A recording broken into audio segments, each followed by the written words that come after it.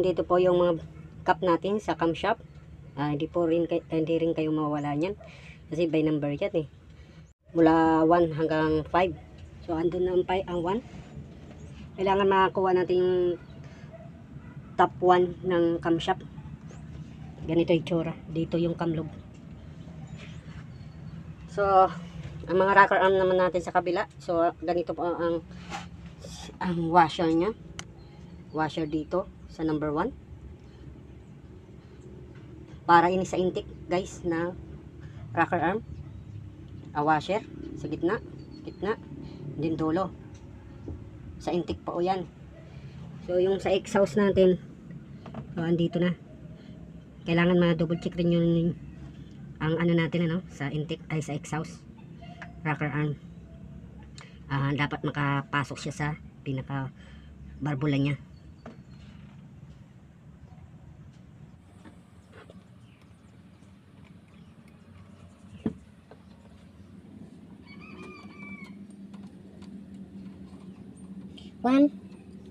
One, 2, 3, 4, 5. So dapat nakalapat yung ating rocker arm ano. Iba lang ang design niya para sa exhaust. So lalagyan natin yung langis mamaya. Ilalapat lang muna natin. So ayan, mga kachamberling, nalagay na natin yung mga cup niya.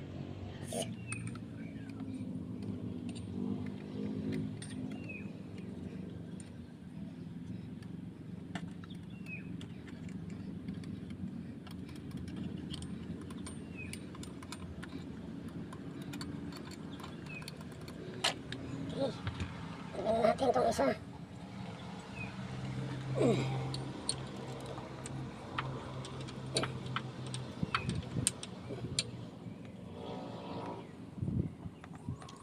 Ito washer. So may kanal po yan. Kaya para may ublong pasok pa ganyan. Yung pin niya.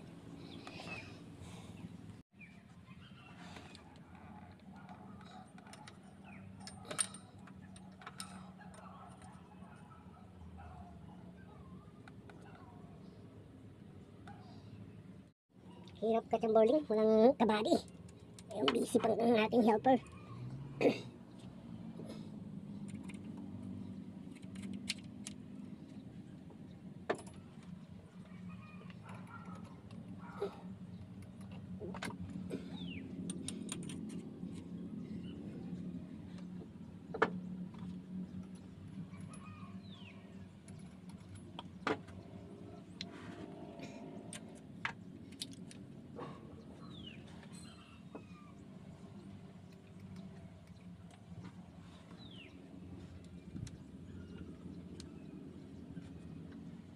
Mga kachamberling, nasiting na natin yan.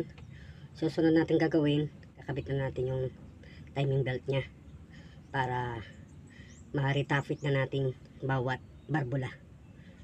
Tapos so ang pagtatiming natin sa distributor cap. So ayan po, tatiming na natin to. Ayan ang distributor. So andito na mga kachamberling, magta-timing na tayo. Ito, nakita nyo yung point na yan. Tapos ito, guhit. Itututok natin dyan sa araw na to. So ganyan po ang timing natin sa cam shop. So ayan na po, nalagay na natin yung timing mark. Tapos lagay rin natin itong sigonyan. So ito may araw po yan, ayan, nakita nyo. Tututok na rin natin dyan sa tuldok na yan. So ayan, magkatapat sila. So goods na. Konti lang, pihitan natin yung konti. So ayan na mga kachamberling. Ayun, konting higpit na lang to. Ayan, sikwat na lang to.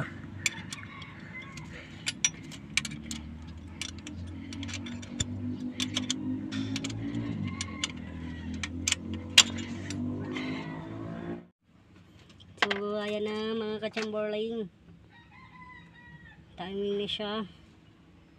Ayun, kita na. So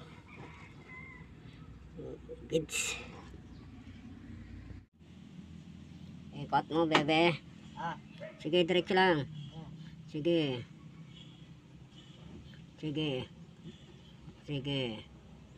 Sige pa. Oo. Sige. Number 2. Sige pa. Oo, dito lang. Okay na. Number 2.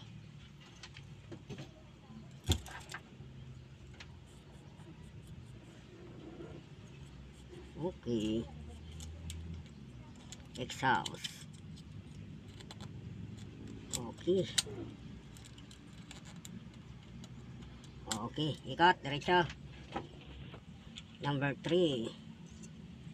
Okay na. Yun. Siya mataas. Okay.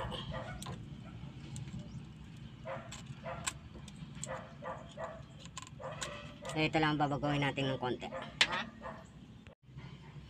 So, mga kachamberling, kabit na natin yung lagayan ng distributor.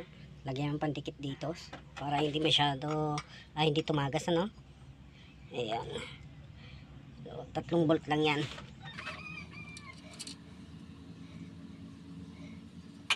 Para masubukan na natin mapa-start.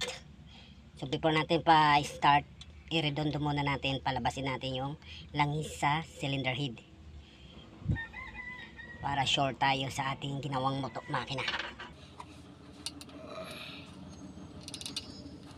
So naka-timing po ang ating crankshaft and Hindi na masyado nakatutok yung timing ng ating tinatawag na flywheel. May timing po yan dito, ayan. Yan. So may tap yan. Lalagay natin sa tap para mai-timing natin ang distributor. So ganyan ang posisyon. So andito ang distributor, pakita ko mamaya sa inyo kung paano natin i-timing yung ating distributor, ano. So andito na ang distributor natin, mga kachamberling. So ito ang number 1. Ito ang number 1.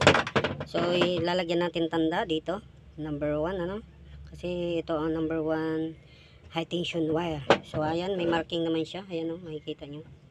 Yan, number 1 po siya. So lalagyan natin siya marking dito. Yan. Yan. So nalagay na natin yung marking. Ayan. Bubunutin na natin tong cup. And then dapat pag pinasok nyo dito, yung position niya dapat nakalagay siya sa number 1. Nakaganyan po siya, no. Ito. Itong trigger point niya. Yan. Dapat nakatutok yan dito. So, yun ang kakapain nyo kung paano natin ma-timing yung ating distributor, no? Pagpasok natin dyan. So, ipasok muna natin. Wala kasi akong tagahawak. So, mga kachamberling, ang gagawin natin, ilays lang natin ng kaunti, ano? Kasi pag ganun ang ikot niya, pag ganun, pag pinasok mo. So, ito po ang marking natin. Ito ang number 1. Ilalagay natin yung trigger point niya sa ganyan. Try natin sa ganyan para sumakto siya, ano? Ayan. So makikita nyo guys, nilagyan ko siyang marking para sa number 1. So dito, pipihit nyo lang, ganyan, release nyo. Ayan o, mag-iibang position nyo. So, yan. Yan ang pinakatutok niya. Try natin dyan. So ganyan. So dito na lang natin mamaya timplahin pag umandar na siya, no? So yan po ang timing natin sa distributor. Dapat nakatutok, naka number 1 yung ating crankshaft, camshaft, tapos yung flywheel natin naka-top frame. Ayan, may letter T. So susundan nyo lang, hindi po kayo mawawala dyan sa timing natin. So ayan, goods na po yan. So lalagyan na lang natin tornilyo, and then ilalagay na natin yung mga connection. So basic lang mga kachamberling. Redondo. Tingnan natin, lalabas yung langis. Start.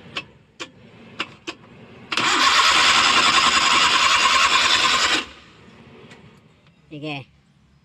Start. Opya!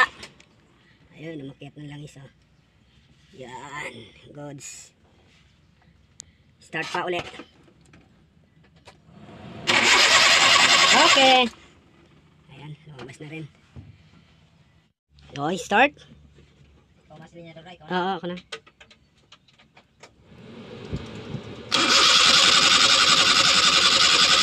Kopya. Ay, start ulit. Start mo daw.